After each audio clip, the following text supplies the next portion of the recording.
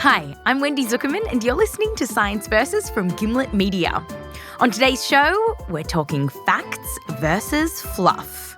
All the different kinds of fluff, especially fluffy data. We're doing something a little bit different here. We're taking 3 big news stories that have unfolded recently and we're asking, how much can we trust them?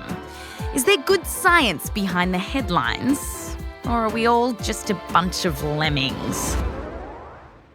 And then, after the break, we've got a surprise for you. Be prepared!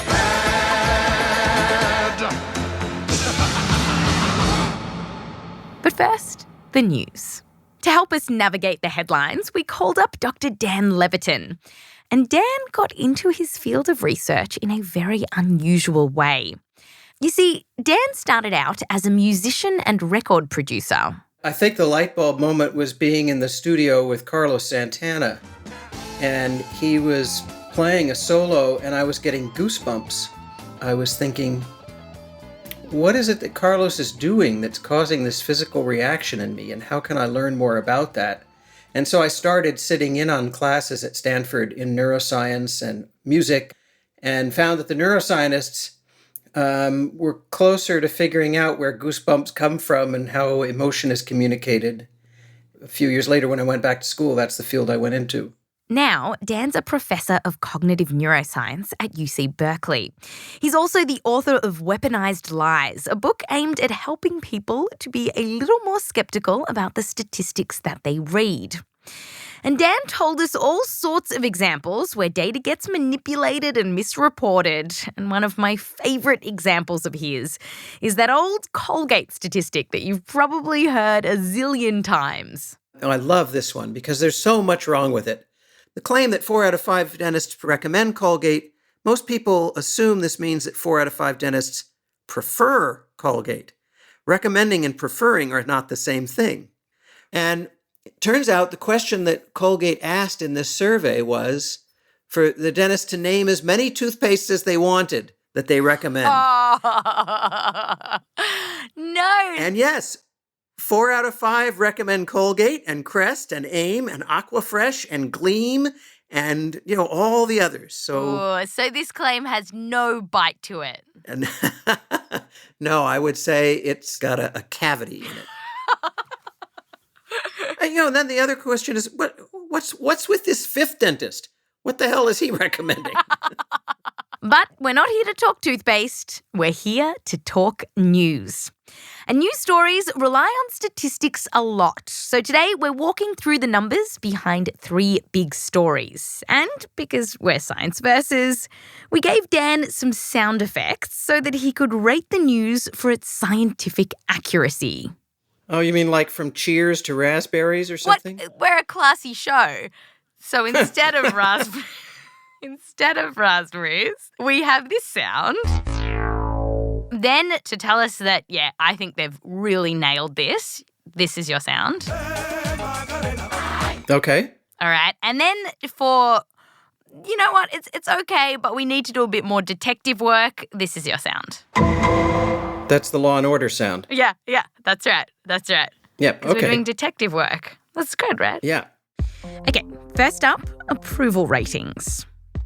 So throughout March, there were a bunch of approval ratings that were being reported, and these numbers were jumping up and down. One showed that 52% of voters approved of Trump's job performance, another said that 37% did, and then at the end of March, CNBC reported that his approval rating sat at 44%. And we just keep hearing more and more numbers. Take a look at the numbers. His approval, 42% in this latest NBC News. We have made incredible progress. Our new Rasmussen poll just came out a very short while ago, and it has our approval rating at 55% and going up. Now, this is something that a lot of people turn to. It's like every time a new approval rating comes out for President Donald Trump, the internet practically breaks. So, Dan, how much can we trust these approval ratings? Can we look at that poll that showed that 44% of Americans approve of Donald Trump's job performance? Well, okay, so this particular one, I found a report on CNBC. Fortunately, they do tell us in the fine print what the sampling methods are. And here's where I see the biggest red flag. everybody who answered their survey did so through SurveyMonkey. Now, you have to ask yourself, do you think that the kinds of Americans who regularly use SurveyMonkey are representative of Americans overall? Can I just ask, who on earth regularly uses SurveyMonkey? Well, exactly. So that's the 44% approval rating. And so the best we can say is that Trump's performing at about 44% among people who take SurveyMonkey polls. The real trouble with approval ratings is that pollsters are trying really hard to find a group of people who will answer surveys and who represent the entire US voting population, because they're ultimately surveying 1,000 or even several thousand people, and they're trying to multiply that out so that it accurately represents the millions and millions of Americans who vote. Get that sample wrong, and it can skew the entire poll. Random sampling is very, very hard. But, this isn't my profession. I'm a simple country neuroscientist. I'd give the Law and Order sound. Oh, but it doesn't get a bow. Well, it doesn't seem like a lie. This is just, I'm sorry to say, business as usual distortion. Okay, up next. A recent independent UK article claimed that, quote, Donald Trump could reverse cuts to arts poor and elderly if he stopped staying at Mar-a-Lago, end quote. That is, they reported that if he keeps going to his very fancy golf club resort in Florida, it would cost around $600 million, which is about how much money he'd save from his proposed cuts to a set of social services. Motorcade just passed through here just minutes ago. That's Mar-a-Lago right there. What President Trump calls the Winter White House. He has been there the past 3 weekends in a row. The travel has an estimated price tag of $10 million.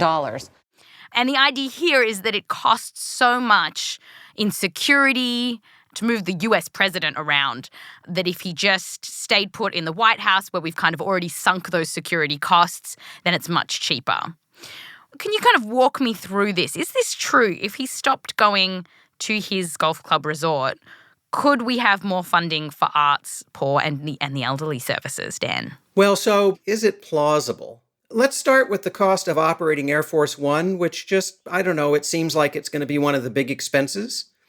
CBS News estimated that at $180,000 per hour.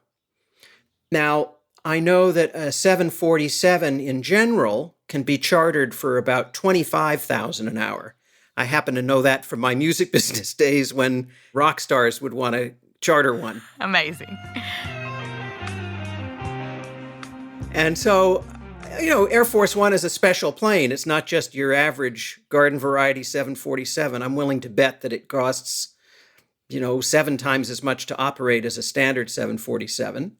So $180,000 an hour, 2 hours each way seems reasonable, right? Mm-hmm. Now we bring in the Marine One, the helicopter that the president might take from the White House lawn to the airport.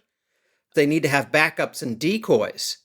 Once he gets to Florida, Secret Service agents need to set up a perimeter around the president, around Mar-a-Lago. The Coast Guard is patrolling the waters. Air Force is patrolling the airspace.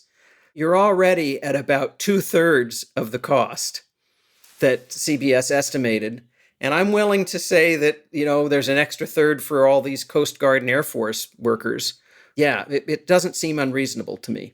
So Dan thought the cost estimates in this article were plausible, but there was something else to consider here. CBS says that in the first 33 days of Trump's presidency, he spent 11 days at the golf course. And they're extrapolating from that. They're saying if he spends a third of his time there and makes, a trip a week or something, this is how much it will cost. And, I don't buy it. I think that that's not a fair assumption. I mean, he might, but I don't know that we can assume he'll keep up that pace. So the estimates actually look okay, but the extrapolation is the problem here. What sound would you give this reporting? It's not great. I think we just did the detective work and figured out that it's probably okay, but it's not a sure thing. So I'd go with the clunk clunk. I mean, you could have Scooby-Doo going, Yes.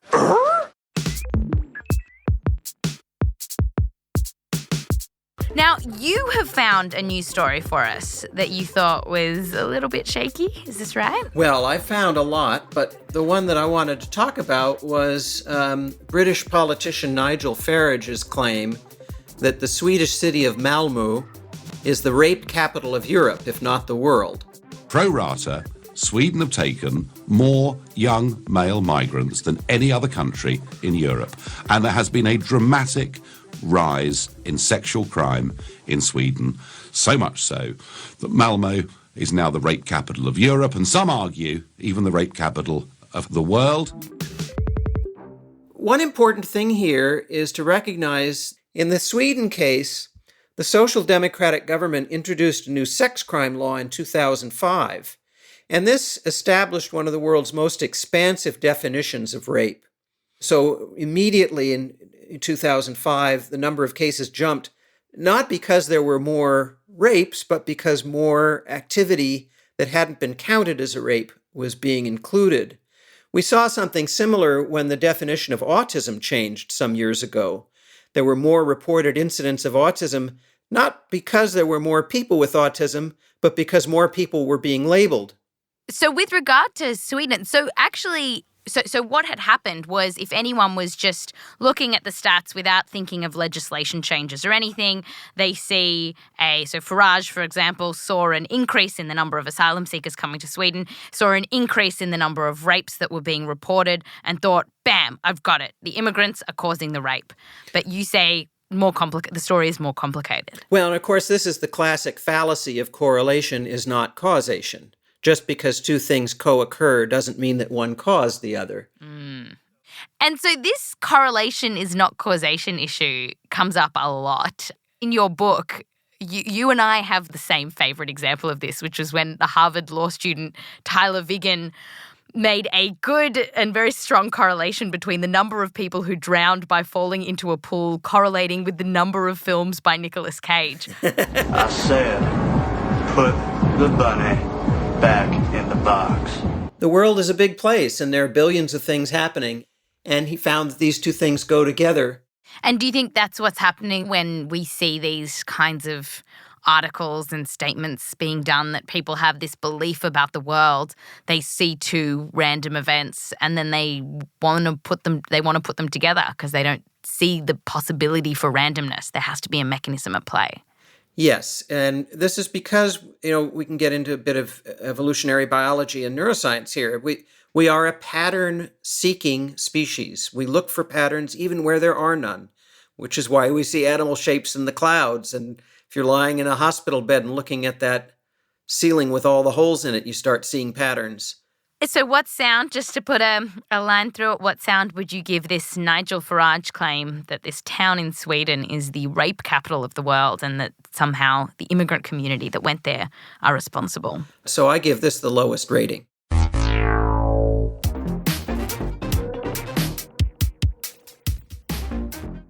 So today we've learnt that 2 + 2 can equal 5 if you tweet about it enough. Unfortunately. That's the world we live in. But it doesn't really.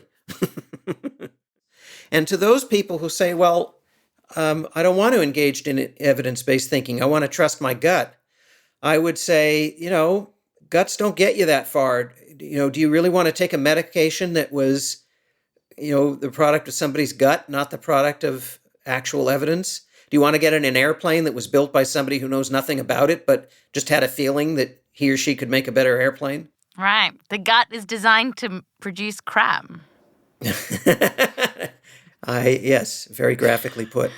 Thank you, Dan. Neuroscientist, author, Professor Dan Levitin. Thank you so much for joining us. Thanks for having me. After the break, a salacious story of murder and betrayal. Stick around.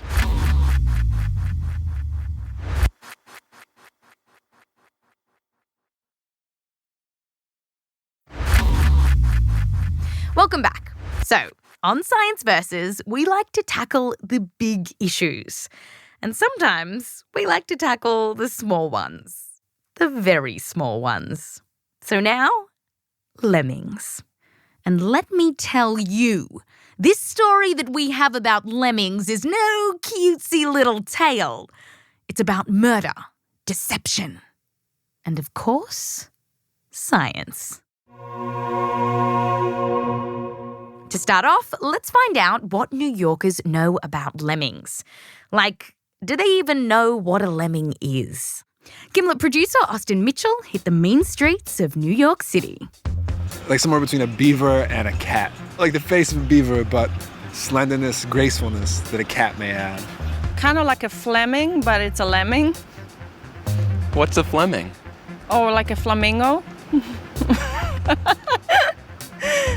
Thinking like a little bird or something like that, but it can't be a bird because then they'd be able to fly, so it must be like a little rodent or something. Yes, lemmings are rodents. They look a little bit like small brown guinea pigs. That's the sound of an actual lemming, and they hang out in the grassy tundra of the Arctic, a harsh landscape that's covered in snow for most of the year. And lemmings hide down in burrows where they stay warm and away from predators like the Arctic fox, the snowy owl, and the peregrine falcon.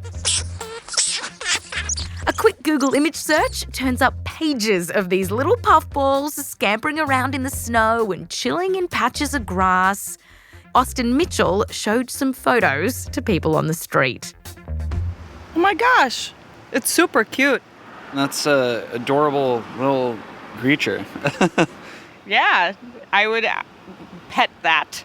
What do you think of when you think of lemmings? Animals running off cliffs. Suicide, right? They jump off cliffs together in packs. Isn't that like the animal that runs off a cliff or something like that? Like a huge number of them, and it's about some sense of group mentality or crowd mentality. This is our idea of lemmings. Silly little animals marching blindly off cliffs to their silly little deaths. And it's so ingrained in our culture that lemmings, just the word, has become synonymous with people blindly following something, often to their destruction. Jim Cramer, host of Mad Money, describes investors on Wall Street as lemmings. Could this be National Lemming Day? There's lemmings all over the place! Sting sings about how our lives are just like lemmings. Like lemmings into shiny metal boxes. And this idea that lemmings jump off cliffs en masse to their deaths is even in our video games. Remember the Lemmings? The whole point of the game was to build bridges fast enough so that lemmings wouldn't fall over cliffs to their death, which, when you think about it, is really dark. Now, there's one species of lemming that inspired all of this. Yes, the very idea that mindless lemmings just follow each other blindly unto their death. And that's the lemming found in Norway, creatively dubbed by scientists Lemmus lemmus. These lemmings do something that many, many animals don't, and it's something that has bemused and befuddled people for centuries. The Norwegian lemming population explodes every 4 years or so. When it does, the landscape can be crawling with thousands of them. But as quickly as the lemmings appear, soon they're gone. And by the next year, their numbers drop to the point where scientists have trouble even finding them. In 1975, it was estimated that during those booms per hectare, the number of Norwegian lemmings grows more than 1,000 times. That's like a rural town transforming into New York City every 4 years or so. So, what we have is puffballs everywhere, and then puffballs practically nowhere. So mysterious are these lemming eruptions that for centuries, scholars have tried to explain them. Almost 500 years ago, a Bavarian scholar called Jacob Ziegler said that lemmings fell from the sky during the booms. And what about the bust? Well, 200 years ago, Sir Arthur de Capel-Brooke, one of the first fellows of the Royal Geographical Society, was told that thousands of lemmings had, quote, been carried away by the currents and drowned, end quote. Thousands of lemmings drowned? But how? Was it? Could it really be mass suicide? Were these rodents blindly following each other to their death? By the 20th century, this seemed certain. A 1924 paper described, quote, the spectacle of processions of lemmings ecstatically throwing themselves over the ends of railway bridges and falling to an apparently useless death below. The sea strewn with dead lemmings like leaves on the ground after a storm. End quote. By the early 1950s, newspapers and magazines were writing about the lemming mass suicide phenomena. But one thing was still missing. No one had actually recorded that suicidal event showing lemmings flinging themselves off cliffs. That was until someone did. It was captured on camera. The lemming. Here's an actual living legend. For it's said of this tiny animal that it commits mass suicide by rushing into the sea in droves. This is from White Wilderness, a documentary about Arctic wildlife released by Walt Disney Productions in 1958. Film crews braved the unforgiving Arctic to film walruses, polar bears, seals, and, yes, lemmings, all in their natural habitat. And they were filmed in a way that many had never seen before. In the documentary, we see lemmings getting lost while searching for food, lemmings in burrows with their young. And then we see something remarkable. Droves of lemmings start scurrying across the tundra. They're running towards one clear, final destination. Once in motion, none stops to ask why. And carried along by an unreasoning hysteria, hordes and hordes of lemmings are seen scurrying to a cliff. Each falls into step for a march that will take them to a strange destiny. We see a sheer rock face overlooking a mass of water below. It looks terrifying. They reach the final precipice. This is the last chance to turn back.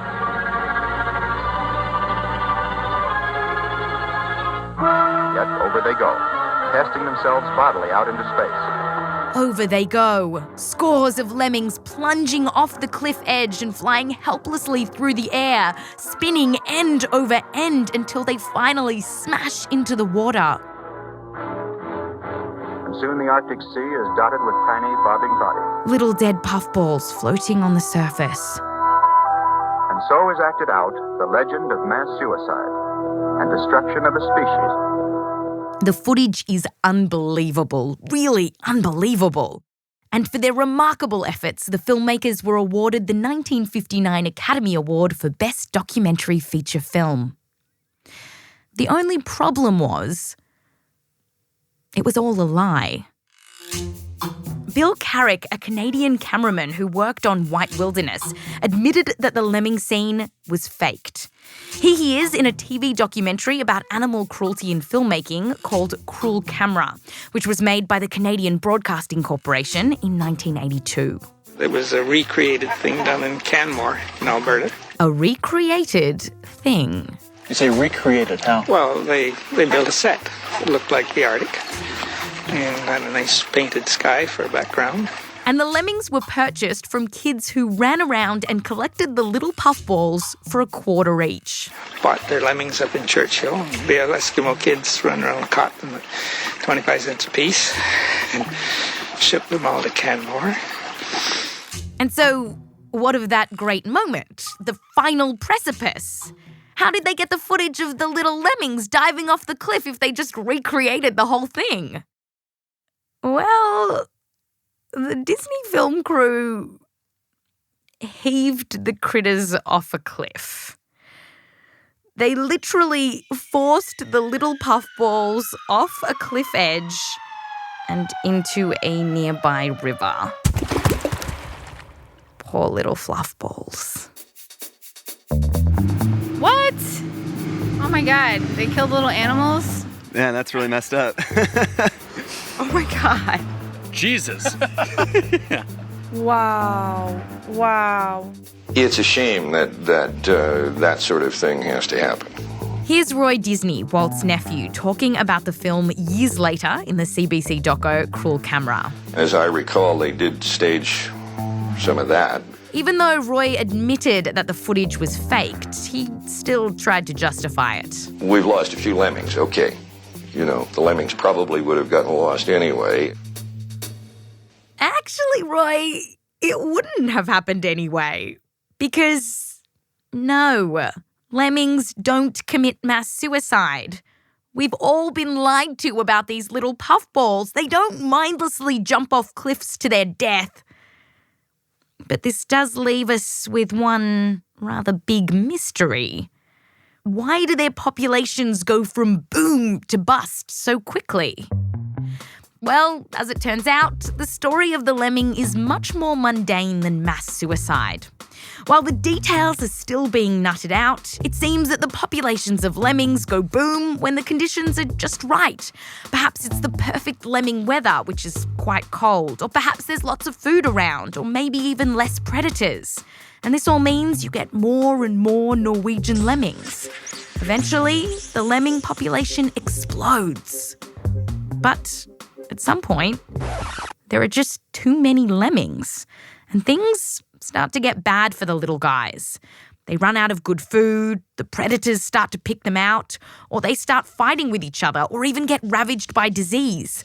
Regardless of how the lemming apocalypse starts going down, many go searching for a better life. Droves and droves of lemmings migrate across the land on their own four paws. And sometimes on that grand journey, they try to cross waterways. And the little guys aren't very strong swimmers. So sometimes they die in the water.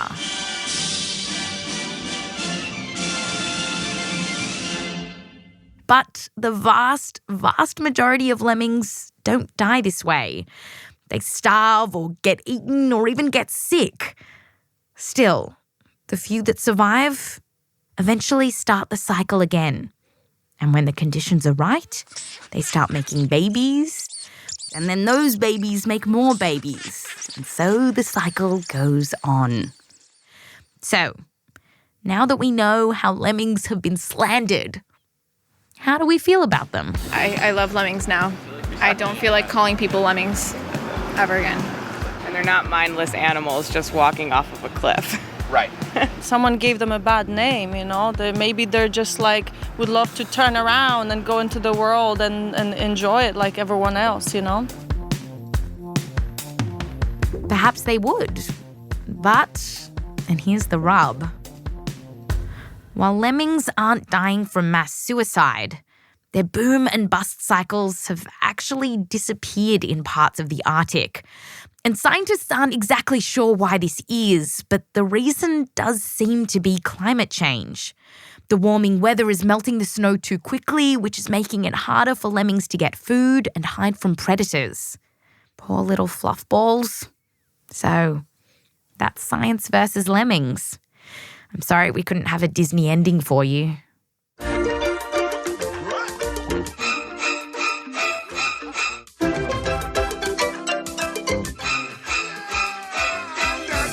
We've lost a few lemmings.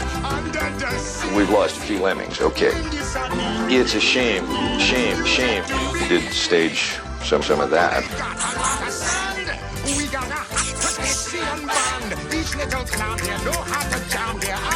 We've lost a few lemmings, okay.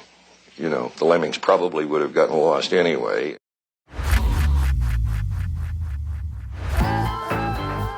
This episode has been produced by Austin Mitchell, Ben Kuebrich, me, Heather Rogers, and Shruti Ravindran.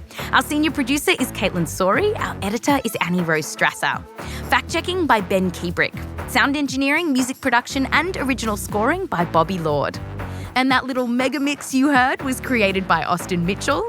Thanks to Dr. Malte Andersson, Dr. Anders Angerbjörn, Dr. Rolf Anker Ims, as well as the Canadian Broadcasting Corporation for their use of cruel camera. Next week, we're tackling genetic modification. We actually had an incident on campus here where they bombed one of our buildings. I'm Wendy Zukerman. Back to you next time.